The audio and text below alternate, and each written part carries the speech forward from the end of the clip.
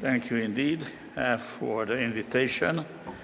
And let me just start telling you why I should not be giving this talk. I turned 95, and since this happened, I decided I'm not teaching anymore, I'm not giving public lectures, and not giving interviews anymore. I still do writing, rarely publish it, but writing I still do. Well, the organizers persuaded me just to address briefly you tonight. I told them that I actually won't give a formal lecture, but we'll talk a few personal memories. And the reason why I accepted it, that of course the International Journal of Urban Regional Research is sponsoring this event, and I believe it is appropriate to remember this journal and the origins of this journal, and especially the Research Committee 21 of the International Sociological Association, which created this journal. And the reason why I'm here, that I was among the relatively few people who between 1963 and 1976 were involved to create the Research Committee 21, which is called a Research Committee of Urban and Regional Development, and eventually we created our journal. So I would like to speak briefly about this. For me, this adventure started in 1963 when I went to Prague and I met Jiří Musil, who was working at that time in WUVA, which was an urban planning institute, and I also had some affiliation with the Hungarian Urban Planning Institute. So I spent a whole month in Prague, and we became great friends with Jiří, who also just passed away 3 or 4 years ago.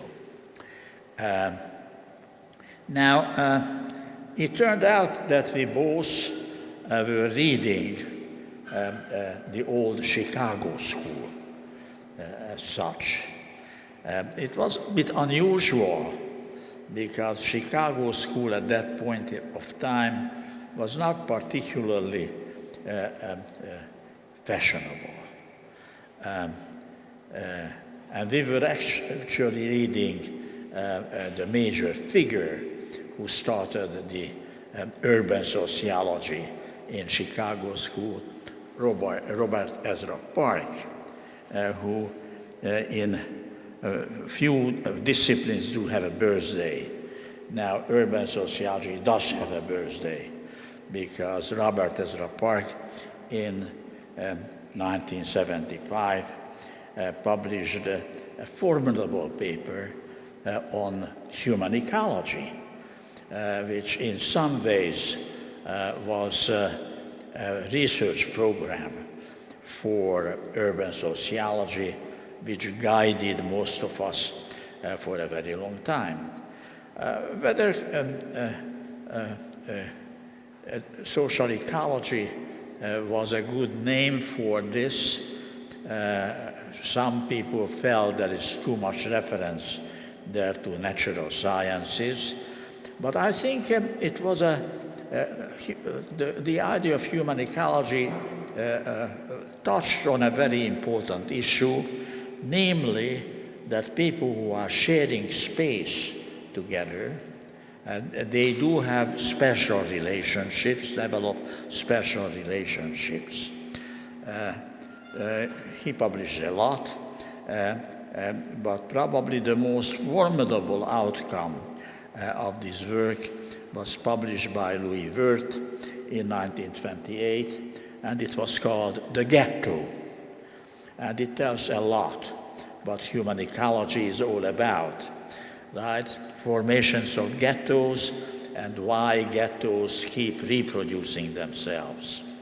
It was a quite formidable book going back to the medieval European ghettos and giving a world view of ghetto formations as such.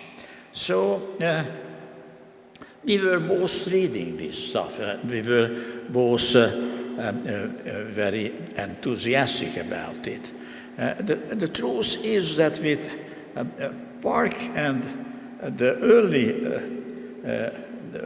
Louis Wirth, what has been the first urban sociology,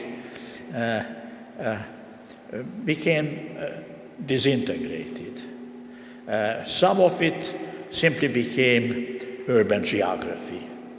All what they did, they put on the map different populations. Others moved towards social psychology. And Louis Wirth himself did that in one decade after the ghetto. He published a paper which was called Urbanism as a Way of Life. So what was the subject matter was the social psychology of living in large cities. Sylvia Fava followed this up with another paper which was called at that point Urbanism as a and Suburbanism as a Way of Life. So what initially was human ecology was gone. It became a study of social psychology of living in large cities. Now,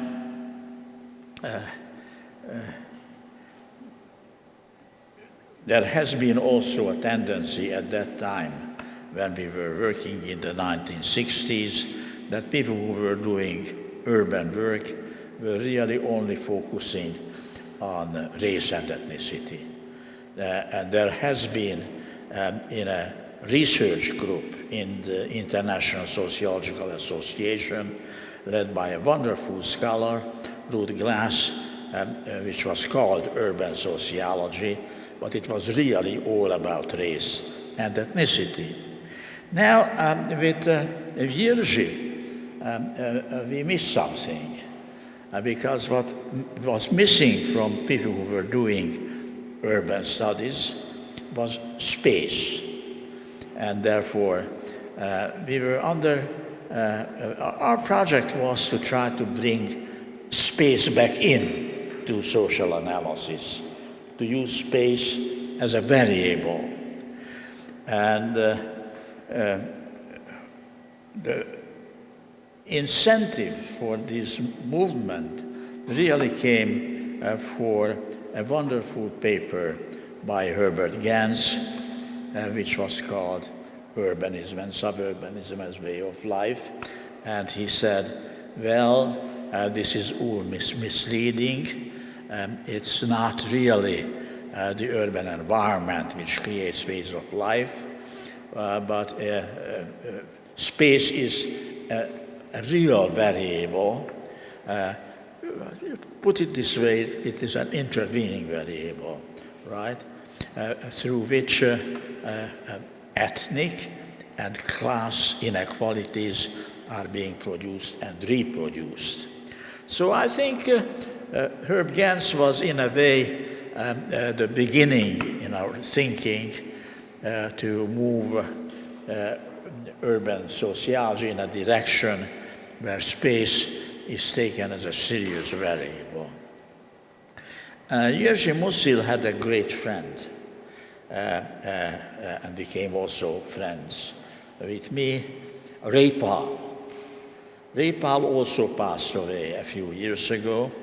And this is why I thought it's appropriate I'm here and talking about these people who are all gone, but I think both remembering them.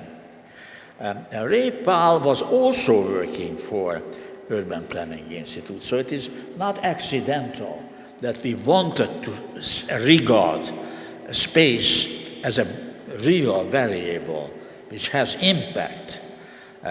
We were also talking about what is the good city, what can urban planners do to make a city a better city. And then initially the simple answer was a city is better than a worse city if a city can moderate inequalities between classes and races. That's what we would call the good city, and that could be the aim of urban planners.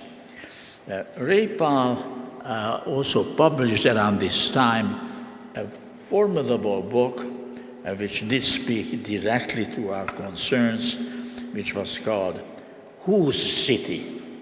So the question is, who benefits and who loses out in the process?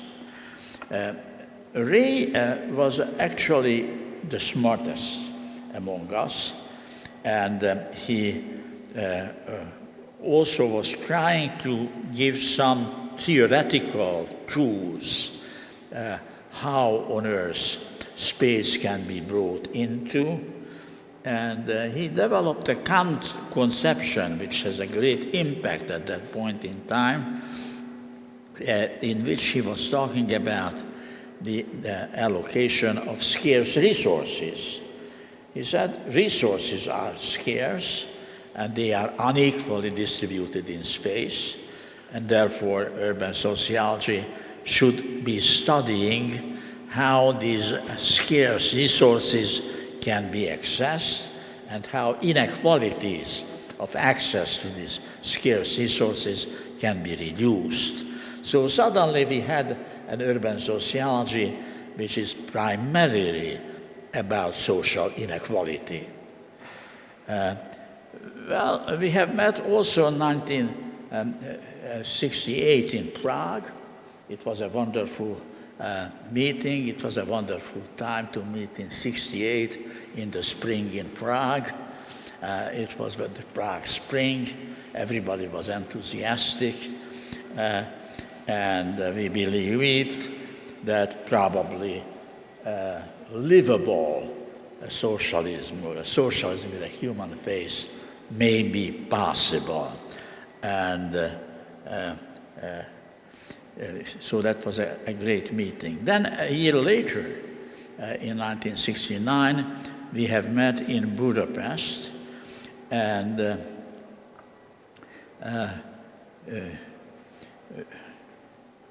we developed a document which was called the Budapest Statement.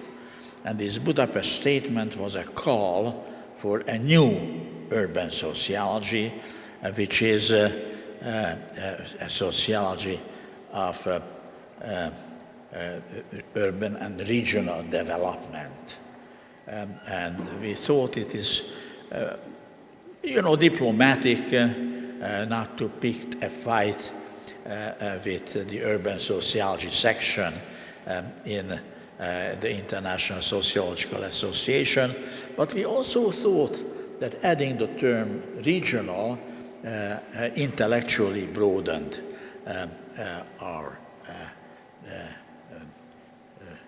horizons.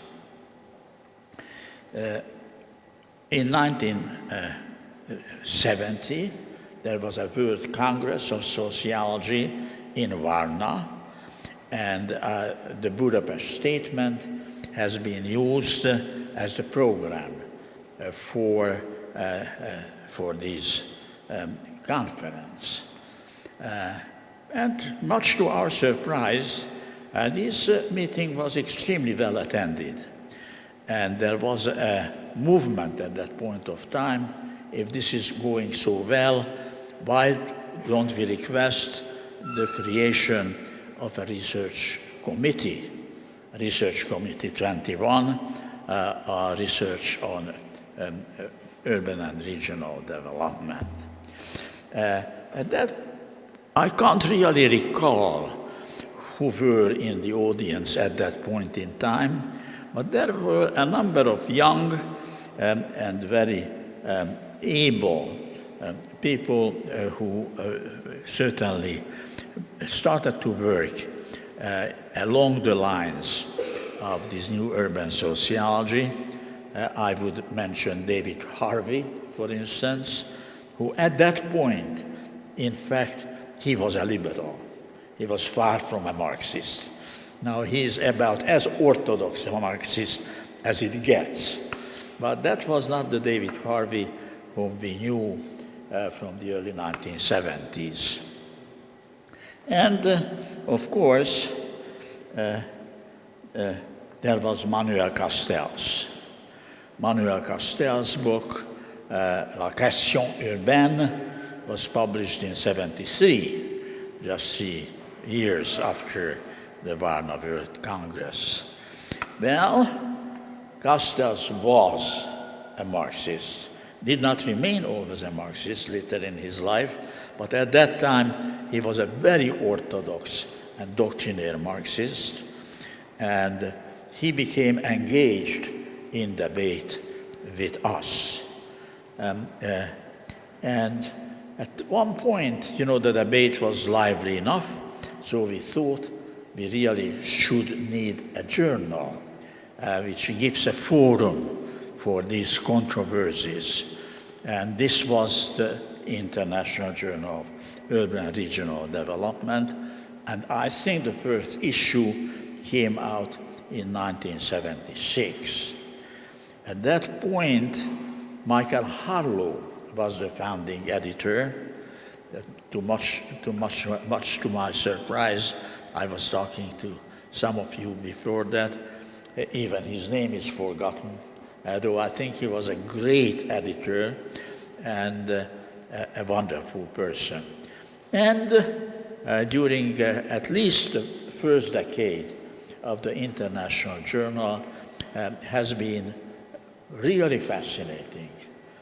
It was fascinating because it created a very lively debate between the Weberians, and Akin Reipal and Jiří Musil and myself belonged to the Weberian camp, and the Marxists, Castells, and increasingly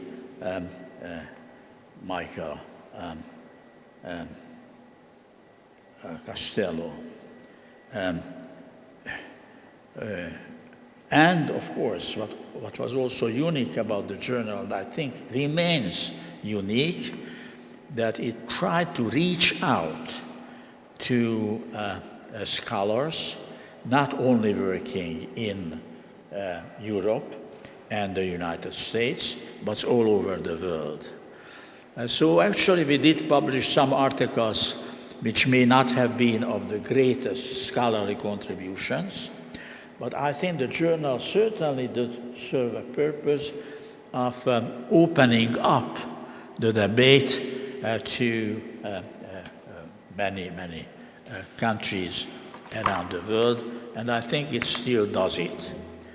So I thought, since Research Committee 21 is still healthy, the International Journal is also in good health, it was appropriate for me to talk about the origins of this journal and about these two formidable scholars, Jiří Musil and Reipal, who played a critically important role to make this possible. Thank you very much.